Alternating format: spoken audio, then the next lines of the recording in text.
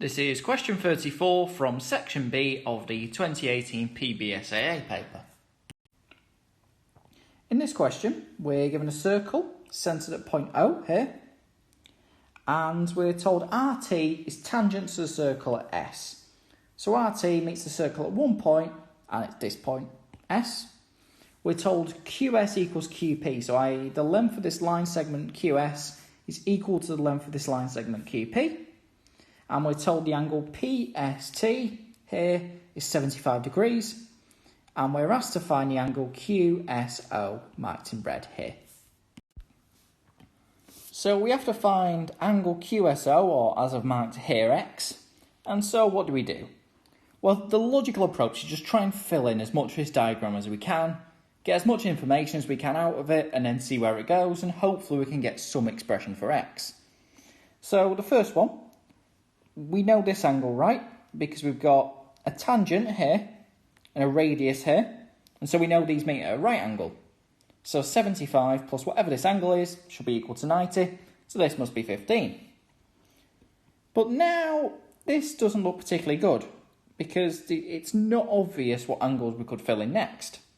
So what we actually in fact need are some more lines. We need something else to play around with.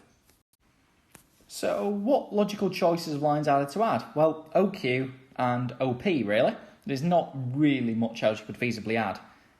So if we add them, we get this, and the reason for adding these becomes clear because the nice thing is all these three are exactly the same length, which is a nice property for working out some angles. So let's start working out these angles. So we've got this angle's 15, but this is an isosceles triangle because SO and OP are the same length, and so this must be 15 too. And we can do a similar thing up here. So this is the same length as this, so SOQ is an isosceles triangle, so if this is X, this must be X. And now for a second it looks like we're stuck. There's nothing else obviously we can fill in. But it's actually okay, because remember that PQ and SQ are the same length as marked by these lines here. So, this whole thing is an isosceles triangle, right? And so this angle is the same as this angle.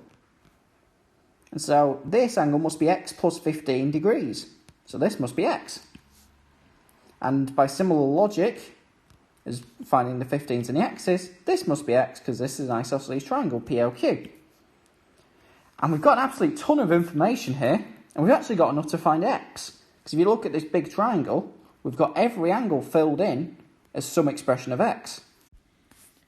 So using the fact that sum of the angles in a triangle is 180 degrees, we get to this. So 2x plus x plus 15 plus x plus 15 is equal to 180, which expanding out the brackets comes to 4x plus 30 is equal to 80, minus the 30, and we get to x equals 150 over 4.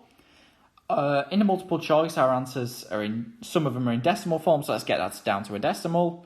So 150 over 2 is 75, divided by 2 again, 37.5, which is good because that's answer C in our multiple choice, and so our answer is C.